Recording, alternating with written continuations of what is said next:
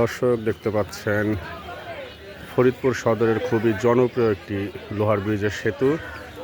অনেক পুরনো, সবাই লোহার ব্রিজ বলে ফরিদপুর সদর জনতা ব্যাংকের সামনে।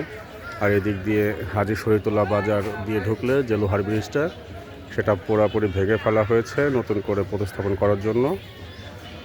দেখেন বর্তমান অবস্থা কিচ্ছু নেই, ওই অংশটাও ভেঙে নতুন করা হবে।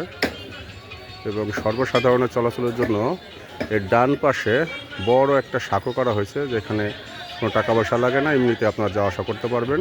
তো চিন্তা নাই, ব্রিজটা হওয়া পর্যন্ত ইনশাল্লাহ বর্তমান একটু কষ্ট তো হবেই। এটা সম্ভবত আর 28 দিন কন্ট্রাক্টরের হাতে আছে, 28 দিনের মধ্যে হয়ে যাবে। আর চলে গেছে মনে হয় 12 থেকে 14 দিন। তো এই হচ্ছে ফরিদপুর লোহার ব্রিজের অবস্থা। কুয়াশার জন্য পুরোপুরি দেখা যাচ্ছে না, তবে অনেকখানি যে নেই সেটা তো বোঝা গেল। এই হয়েছে অবস্থা বর্তমানে।